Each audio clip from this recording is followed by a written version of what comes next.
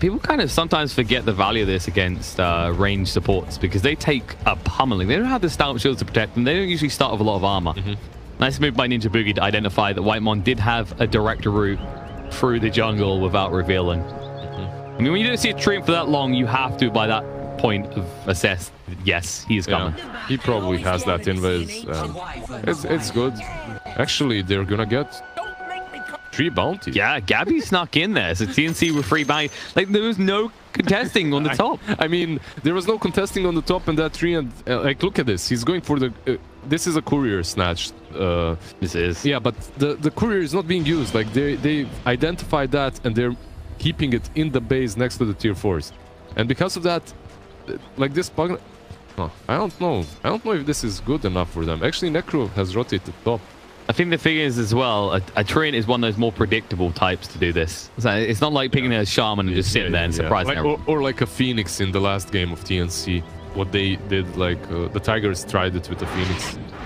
There you go. He's going to go top in the end. So it will be the Necrophos and the Treant versus the Pugner and the Earthshake up here. I actually expect the Treant to be versus the Arc Warden. I really did as well. And then I feel like this is the worst case scenario for them because you're going to get beaten the crap out by the combo on TNC. Yeah, I don't think this is great for EVOS. I mean, Troll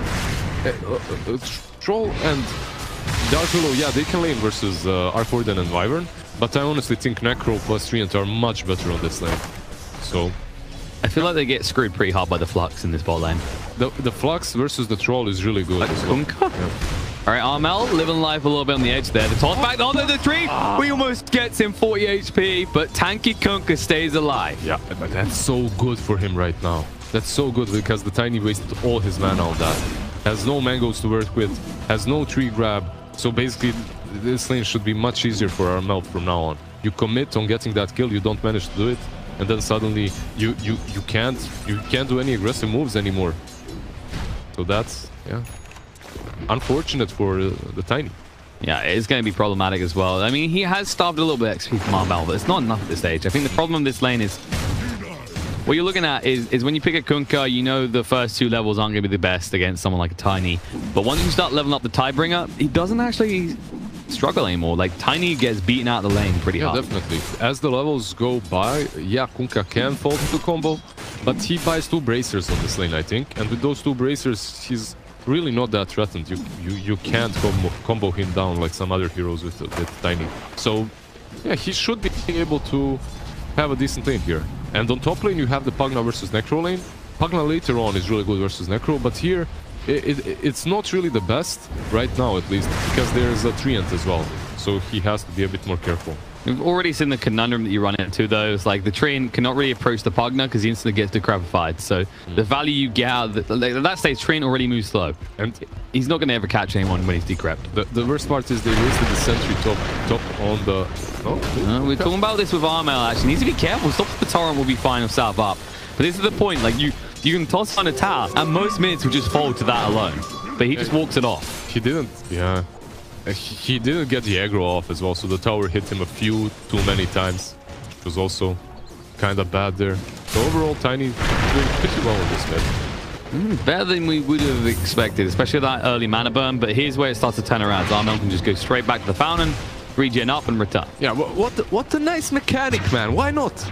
Yeah, why not? Act yourself, port out, easy. But I've had debates on this, right? Now, hear me out. Here's my problem. Where's that button? I need it. I'll take it here for the next game. All right, here's my problem with this whole X logic, and this is why you've heard me theory craft on these different builds. For example, ones involve things like Lotus Orb. Yep. So you have enough regen to sustain yourself, because the moment you TP, this stage is not bad, but once you get level 6, that starts to become a problem, because that tells your opponent they can go do something on the map, and you have no way of responding. Yep, that's true. But the thing is, if he does go and do something on the map, you come back and you start pressuring his tower. So that's also problematic because of that same X, right? So it has many upsides. Very. I'll don't get me wrong. I'm saying it's quite strong, but it's like it's at the same time as a Kunkka.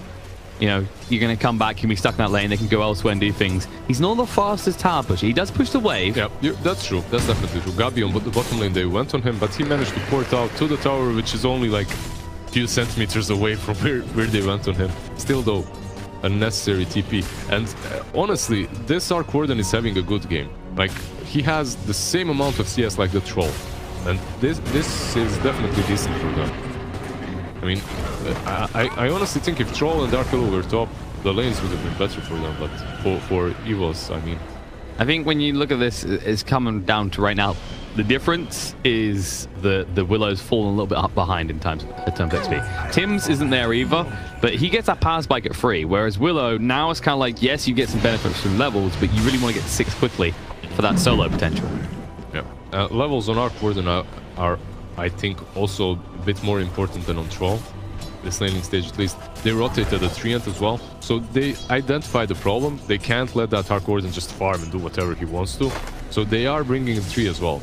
And once the lane is pushed a bit, oh, that's they know about him. Yeah. And they put down a ward as well, so that's free gold. They're not going to get it just yet. They'll eat it finally, and once that happens, Whitemon's like, okay, no, they know, just back up now. We've got problems. Yeah, that sentry was there right on time. Oh, Gabby moving forward on him. They need a bash. They want to get through this Spark Wraith, though. Now the root's going to be put down. He's going to dodge them out and move away. And iLogic, he's going to get low here from the Flux. He should just about be fine, though. Yeah, this is the problem that we already assessed in this lane. Like, Troll, he's not really the tankiest of heroes, right? Like, early on, he's not really that tanky. And Arc Warden, he dishes out a lot of magical damage. And now he's level 5, he has that level 3 Flux. You can catch that Troll very easily. Oh, they're diving the tower here. Gabby taking a decent amount of damage. iLogic needs to move away. The Flux is on him again. Now Whitemon diving on the tower. The Leech Seed giving him a bit of damage. The first blood gets drawn. Ninja Boogie gets it onto the Troll. And Whitemon, he needs to get out of here now. He can't actually go for the kill on Gabby anymore. This is a... we didn't talk about this, but this is such a crazy combination. Like, you have the Wyvern and you have the Arc Warden. So, when the Arc Warden uses the Flux, your natural reaction is to hug anyone. And then you have the Wyvern, you're gonna hug someone? Alright, I'm gonna use Splinter's Blast time and time again, and I'm gonna take you down. And that's how he gets that first blood on Troll. So, a nice combination. I wasn't really... I didn't think about that, but it's... I mean, they have backup plans as well, right? Because Wyvern, like, usually don't level Cold Embrace early, but when you think about the damage sources in this lane, right? A lot of it is physical based, whether you have the Willow or the Tree in there, it's all physical. Yeah, the problem with getting that Cold Embrace early on is it wastes your mana, and it's not really good, especially on Arc. Like, we talked about Troll not being tanky, Arc isn't the tankiest either. And when you use that Cold Embrace, you don't really heal in that way too much, you know, and because of that, it's better not to level that skill up. Well, the first 2 spells give you so much. Alright, Whitemon? Yeah, Whitemon needs to be careful, actually. The Spark Wraith gets put down, but will he'll do a creep.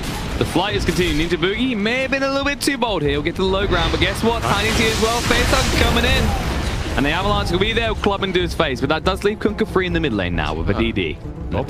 Top lane? Going in? No, they can't get him. Yeah. They're a bit reluctant. Dark Willow's been lingering off map for a long time. They know something's up. But this is the crucial spike point for Tims in this lane, is he's reached level 3. He can have the double stun now. So this is where Avil needs to be a lot more careful. He has to be careful. He has that Dark Willow to follow up with the Bramble Maze if they go on him. Oh, look at this. TP's the bot lane. Armel's coming in. They want to go on target. Whitemon reveals as well. We're going to move across. iLogic being slow. The Flux is going to be there. The boat coming in. Torrent, and he's dead. No escape from that. And well, actually, Whitemon just has to TP out to safety. Yeah, you honestly do not want to play a game versus an Arc Warden who's having a really good lane. Like, 8 minutes in, he has Aquila, he has boots. He's moving slowly towards that Midas as well. He has 500 gold. He can buy the gloves or the recipe soon. So overall, man, like, your Troll wants to be in front. Your Troll is the one that wants to pressure. Top lane. Oh, no, they get Cypher's not enough. Tim stays alive. But Necro going in. Yeah, he's down.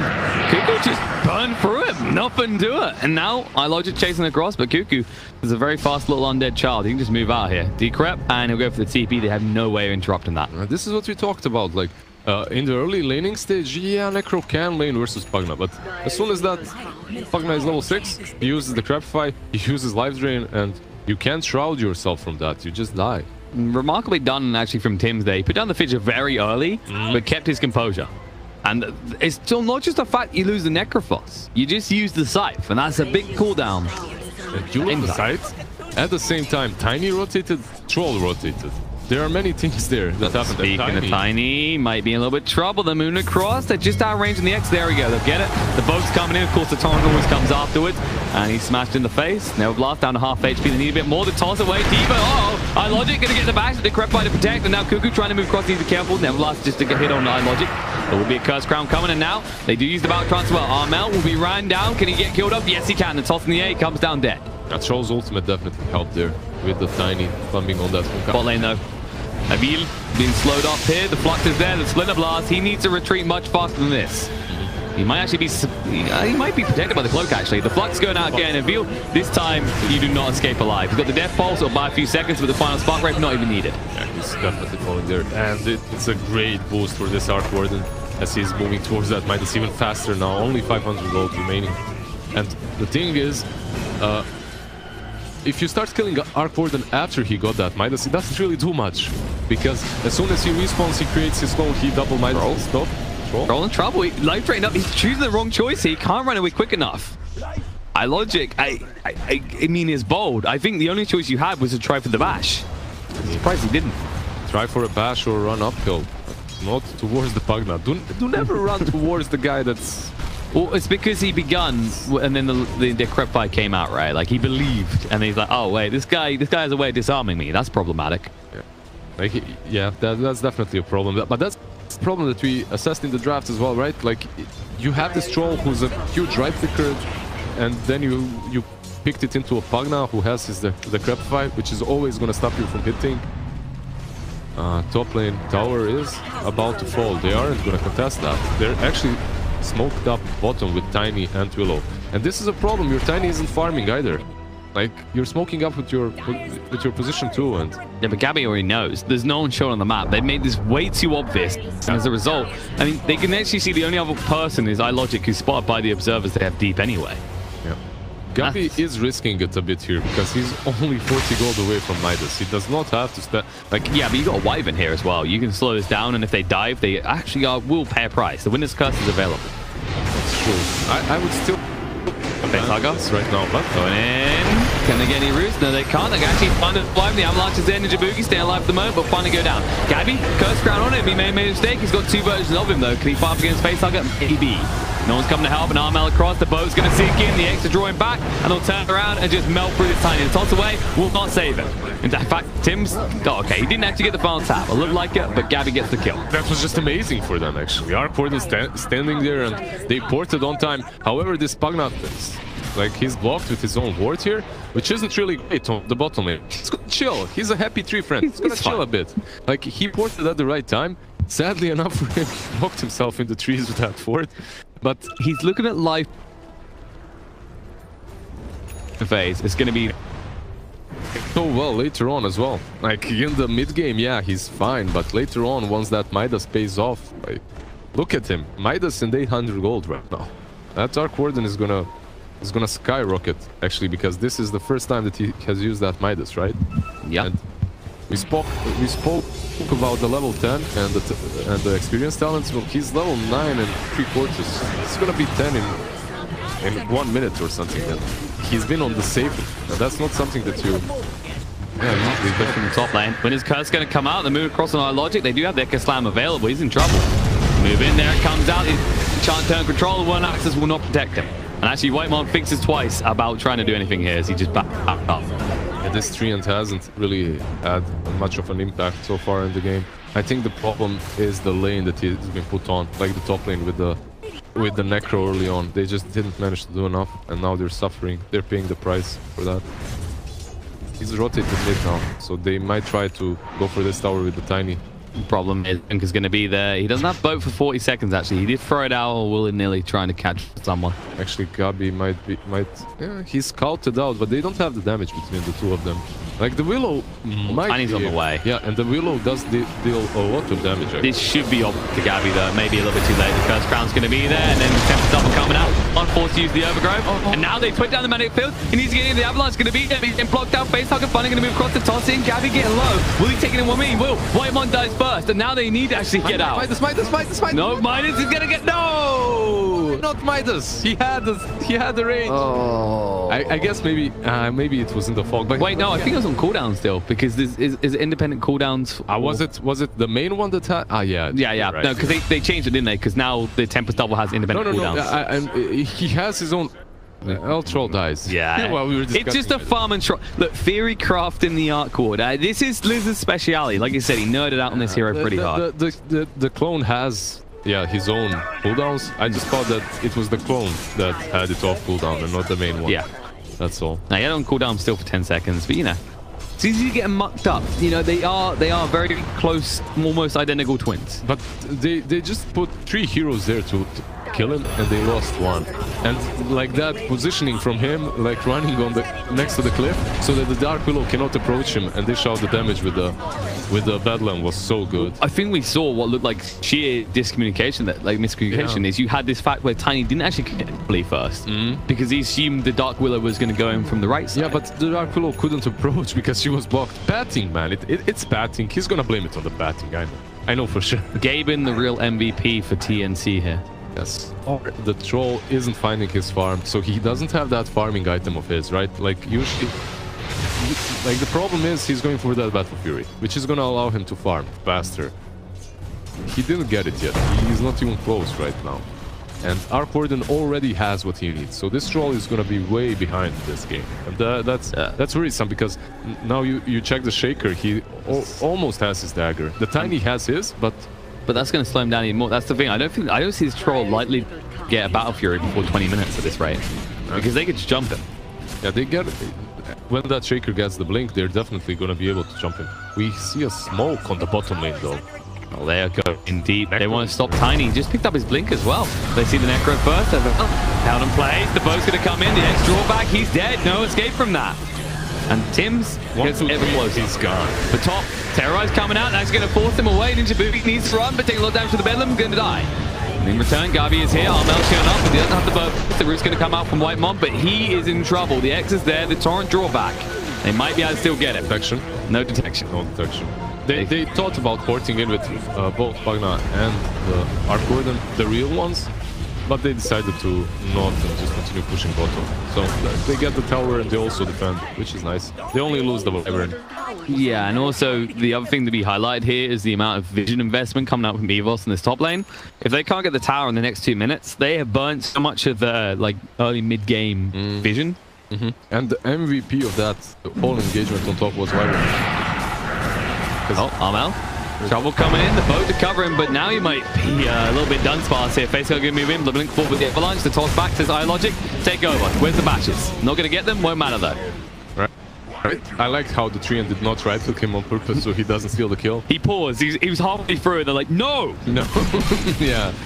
Troll needs this goal. Oh, here we go. He's jumping on the Wyvern as well now. This is a familiar spot. Ninja Boogie going to go again. All right, he was MVP the last time, but not so much this time. Yeah, not so much this time. And while that's happening, actually, there's going to be a pick-off under the Willow here, just with the Tempest double. He does get him. At the same time, because he did that, he's going to have the Midas off cooldown on the clone. Without using it, that is. So that's a small good thing for EVOS, I suppose. And one thing to highlight as well is actually this troll. We were just saying it looks like it might be about a 20-minute Battle Fury, but he just picked it up. Like That's nice. That maneuver in the top lane, the way that played out for them, especially getting the tower, enabled him to get this much quicker than he should have been able to. Yeah, this is good, and I love that he's going for BKB instantly after because they needed so much of him. Like this Battle Fury alone, the only thing that it does is it allows him to farm a bit faster, and that's it. Like he still cannot fight. If he joins these fights, he can blow up so fast, it's insane. Like they have the Pagna, they have the Kunkka, and the Shaker with Blink, and if they find him now... And speaking of that Shaker's Blink, they're smoked up moving forward. Whitemon, they ping on to him, put down sentry, the dust reveal. There's going to be use of the fish to catch up, and need to be careful about iLogic. We do have the Echo Slam, the winning skirt's going to come out. The boat flying in already, they get across to the Echo Slam, they're going to win out. 3 heroes, they can stack even harder, no! Avile's trying to move away, but slowed down, the body block's going to come out, the X back, he's going to fall as well. There's no escape from this, and a beautiful reveal, but they do lose Arc Ward in the mid lane as the rotation from the Dark Willow and the Tiny come out. Man, that combo hit so hard, my PC turned off. That actually is off. That was so good. That was so good right there. You know what the worst part is? The Treant was in such good position. Like, he positioned himself so very well to break that smoke. He anticipated it. But they made the mistake of trying to help him. Because Treant, he fell back, and because of that, they thought that they're overcommitting. I mean, that wasn't... I wouldn't even call it help at that point. It's greed. The troll just picked up a Battle Fury, an item for farming, and he's immediately having this thought of, I can go fight them now. This is perfect. Remember, we talked about troll warlords blowing up with that Battle Fury, didn't we? That's it. Like, you take that Battle Fury, you just die so fast because you don't have the BKB. It's like you just pick it up, right? Immediately is an explosion. The only thing left is the Battle Fury laying there on the floor. Just pieces of troll spread across the map. And actually, they might go hunting more. Tim's, he's ready to go on the prowl. Vile is very close here. Tim's perfectly placed for this on either side, actually. Narmel, he does have a Shadow Blade now, so he's on the hunt. The ping's come out. There it is. They're crept up. Necropod's in a lot of trouble. The boat's going to come in the torrent as well. He should be done, though, here. One more tap with it. Punk to get down the overgrowth turner on the Cuckoo. Looks like he might be in trouble. The Decrepify to protect him, and now the TP out from Arman says, no, you're on your own. Cuckoo should be chased down, but there's a haste here if he can survive long enough. The one, the Decrepify, is going to be close. Can he get it? No, he's going to make it out. The fish to cover him, and Cuckoo living life on the edge there. Oh, that's so unfortunate for EVOS, man. Like, they're just about to have one small break just to get that little... Imagine how demoralizing that is. Oh, man, that little skeleton kid. Like, we can get him at least, right? Right, guys, right? No, haste appears. Do you know what the sadder part is? Top lane? No one knew about that haste until they saw it. Oh, fish are coming out. Willow in a lot of trouble. The light train's still going. You're gone. And that haste brought him there, by the way. With that haste, he was able to get on top and get that Arc Willow on the other side of the map. Double value. This is so bad. Look at Rob. Like, look at that Warden as well. Travels, Midas. Travels, Midas, Maelstrom. And this net worth lead is not deceitful at all, right? They have actually got instant value because they've more or less spent their money. They're not waiting on any big items here. They're actually converging around the pit. They can do it. They can do it, but it's not necessary, honestly. They don't have to. I mean, there's still towers to be taken, you know? Cuckoo, he's got to poke at this mid a little bit. The thing is, with Arc Warden, if you're going Grosh, you're committing the clone and the Warden there when you could be farming two different sides of the map, you know? So it's kind of redundant. Like, it's not necessary to go big Grosh instantly, at least. Right now, you know the EVOS are in a position where they have to make a move, right? They've only taken one tower so far this game, and they've already lost 6. And that is actually a big, like, in fairness to them, that's a big part of the inflation, the net worth here is coming out of towers. The problem is, anytime they're trying to commit on tower, they're in trouble. The pings are coming out, they do see Gabby, but he's farming so deep in his own area of the map. How do you reach it? Well, they have managed to find a way to actually come close. No. This is stupidly deep, though. This could go wrong very easily. It's what's following him. You see that? Like, Sparkgrave scouting. He already knew someone was up. Yeah, he pings it out immediately. So basically, he wanted to farm that hard camp, but he used the Spark Rate, and yeah. I mean, I'm not going to lie. If you just get hit in the face by it quickly and then move away, you're not at least not telling people where you're going the entire time. Yeah, he should have done that. I think his logic here is if I walk towards that way, they're thinking I'm retreating. Instead, I'm going to go back in. But Spark Rate is not an expensive investment. The next level play. Next level play. Well, he's gonna find him again, it seems. Yeah, they've got the ward on the high ground, and Tiny's coming across this time. He has to know someone's up. He has DD on Tiny, so this is a possible kill for them, but he's gonna kill the courier instead. Yeah. Oh, yeah, he gets the... Oh, that Alana as well. Wow, the completed Veil, as well as wards, smoke. Jeez. Yeah, it's a good kill, definitely. A courier kill is definitely... I mean, it's always a good thing, but when it's got that much value on it, because that Veil is a big pickup, it does give you a huge spike in this mid-game. Yo, buff courier kills by making it drop more gold, like on the percentage based on the items that it has. Let's go. Scaling couriers. I mean, I thought we were gonna go full on roguelike and just say, yeah, you lose your items. They just die. But make it give no gold if it has nothing. Like early on, make it... I don't know. Like a courier snipe shouldn't be that easy early on. If it is, it's because you haven't read the situation right. Yep. Also, how else am I going to easily stomp my pub games? Because that is the quickest way to get a victory. That's why I'm saying it, because killing a courier in a pub, it's basically winning your mid 9 out of 10 times. Look at this from Tim's. Man wants to go shopping. Oh, moving forward, the Fisher down to 2. The winner's curse coming out. They're doing get kill of Ninja Boogie. They're waiting, the Echo Slam, they chant them into the boat, and they're gone. And that is you diving. It makes the vision obvious now. They're going to get rid of it, but that's you diving to the tier 2 without taking the tier 1 for a pos 5, and you still don't get the kill. Courtesy of that cloak pickup. That's rough. That's so rough. Like, they aren't even able to blow up this Wyvern. That's so rough for them right now. Like, they must feel so useless, to be honest. Oh, feels bad, man. I mean, that's your Tiny as well. That's your mid-game powers. That's the man that's going to deliver your Troll to the late game. Exactly. Well, Troll is finding some farm. He has that BKB. So, yeah, even though our Warden is becoming like this powerhouse, he has this Orchid. If the Troll manages to get to him, they're not even going to get the tier... I'm not even sure if they get the tier 1 bot. They might just come in. Gabby? Oh, I know. He didn't actually go in time. He's trying to slow him down because look at this. Smoked up TNC moving across just after they finish the Roche. They're going to actually find him as they retreat as well. The pings come out for the Willow. Vile might be safe, but Dark Willow maybe not so much. The Curse Crown's there. The Fidget, the Enchant Turn Control. He can't move away from the Torrent. And with that, Leiku will go down. He gets left behind, hung and dry by his own teammates. Yeah, so one of the reasons why Shaker came back into the meta was the Dark Willow. And then people realized how strong he actually is as well with that Aghanim build. But people were trying to find reasons, heroes that are good versus Willows. Speaking of Shaker, forces the BKB logic. They do have the winner's curse. No, use it. No! Tim's made a mistake there, yeah. Yeah, I think you kind of panic. You're like, I'm a melee hero, and I don't want to be in melee range against a troll, but... he was porting out, so all he had to do is stay there and give info. But instead, he basically did not think that Winter Wyvern was close enough. So he kind of moved back. Still, that's a second off on the...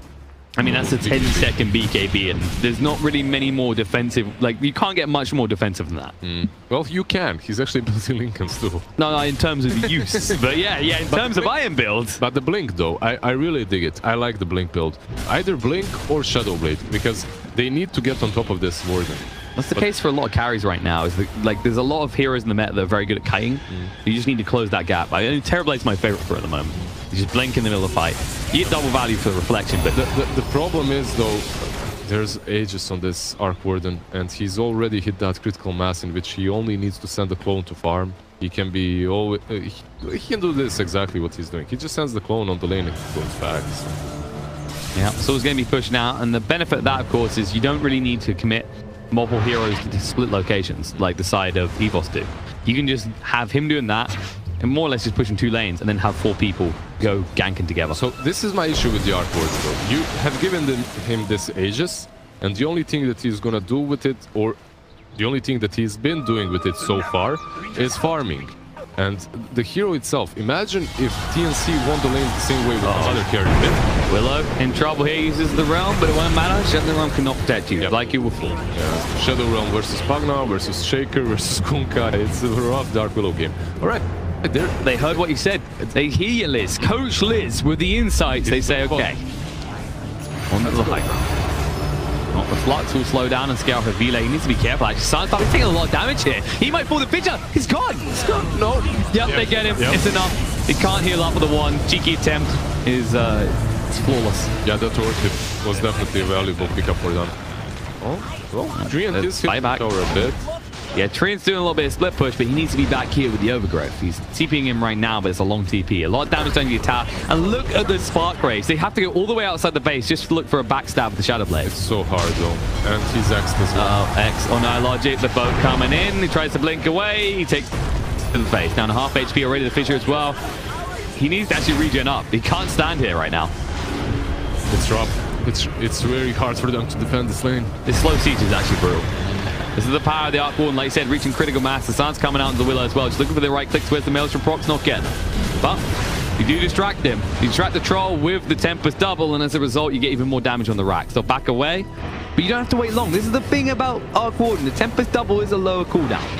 So you have that Tempest double, and also you have the Nether Blast, just constantly taking down these racks. You have the tree to counter it a bit, but it's not enough. They are wrapping around, but They have to. They have to make a move right now. Smoked up. Facehugger does get revealed. Tim's blinks away. He's like, hell no. The Fissure block off. Now they might turn around. Armel moving forward. Has the boat available once more. The BKB coming out strong. Trying to move it. No logic. What can he do here? The winner, the curse is there. The boat coming in on the side as well. The Terrorize out just in time. They get hit by the boat. No route. And they don't hit anyone with the Terrorize. There's used the overgrowth, but there's no one backing this out. The side from the base. Looks like they're getting rid of the kick. The Echo coming out. Tim's controlling again. If he laid down to half HP, Blazing needs to move away quicker. The Magnet's build to protect him. He'll stay alive. The Cold Embrace is going to keep him up. Facehugger might not be so lucky chasing on him, but he will get away. And now the reset will come in, but Vlysu's still on the side. He has no terror. He's got he's down to half HP. He needs way in, but they're going to lose the entire set of racks there. They have to buy back the troll for mid if they opt to go mid. They don't have Kunkka. They don't have the Kunkka, they don't have the Echo. Shaker is low, but they can. But they got pop out. There you go, magnetic field on the high ground. They're not done just yet. One more. But the problem is if you want to buy him back, but if you buy him back, he has no BKB and they're in a rough spot. It's hard to make this decision. They have no overgrowth either. 45 seconds. Sun's coming out of the flight, so you move forward. There's just Tiny the outlaunch on the free. The toss back, he might have nothing. Tim's good control. Gabby, his illusion. Temper double just trying to do enough. The buyback did come out from the troll, but he still doesn't have the BKB. The Battletron's going to be used. Whitemon will finish off a kill, but he dies in return. And now they'll chase on the Whitemon as well. The troll dead after the dieback. This might just be conclusive. They have no way of stopping Gabby from just going back into the base. Oh. Tiny with the TP and needs to protect Vlysus. His only hope, he needs to keep that Willow alive. It's a long TP. There it is, though. The root walks straight into it. Pugna taking a lot of damage. The Cold Embrace protects him again. Whitemon needs to move away from this fast. Going to move across. There's going to be a use of the flux. He will tick out from this as well. Gabby moving in. The buyback coming up. The Earthshaker, the ready party. The Terrorize off cooldown once more. It's going to scare away the Pugna. But Facehugger, this is a defensive Shadow Blade. He has no target right now. They see him perfectly. The Life Drain's going to come out, trying to slow him down. The Spark just chasing on through. He's still under sentry. This is problematic. And the Shadow Blade is about to run out. He needs to blink to safety right this moment. Yeah, they kind of understood where he's going. And Shaker is following. He's still going. He said, Dust, let's do this. There's a party time. He doesn't have Echo for 30 seconds, but he's still going to chase. The supports are keeping Tiny out of base just so that the rest of his team can just go back in. TNC, they are not done with this base just yet. And they force them to use all their buybacks almost. And these racks are still falling. Tiny has no TP. Yeah, he has to run back if he wants to be back. They caroused him so far away from his base, he's going to lose the whole thing by the time he arrives. And look at this. They're even using X-Mark to just bring back Pugna, to go for his items and come back after. Heals up, takes all the items, refreshes the bottle. All right, they're back on the high ground. Final lane. EVOS maybe got... They'll probably be left with one racks when they've got everyone up and everyone ready. Tiny's almost across now. They have got wards down. They should see him coming. No, there's sentry the whole area. This might be his best opportunity. There's a Courier coming in as well. It has a gem on it. On the side, Whitemon Wayne does have the overgrowth available. This will be the perfect moment, but the team isn't ready. They've got to wait 10 seconds for Willow. They have to take a fight here. They can't lose the final rack. There it is, going to move in now on the back foot. The troll going inside, stop them. Ninja Book is still alive. The winner's curse is coming in. The boat's going to be there as well to control them up. And Armo, he's ready to reset this. There's Splinter Blast coming through. Facehugger just has to toss him away, but it's too late. He's dead. Whitemon with the overgrowth doesn't connect with Aaron. Armo moving forward the BKB. He's going to extra back, and it looks like Tree's going to go down. The buyback from Tiny's not going to achieve enough. Here, the Lucha Echo. It comes in. The Terrorize. It gets interrupted again. Tim's. Oh, God here. He's going to get rid of the Willow now. Just tagging this up, but too late. Facehugger will get one kill, but the GG comes out. Game 1, TNC take it, and the power of this Earthshaker could through and through out.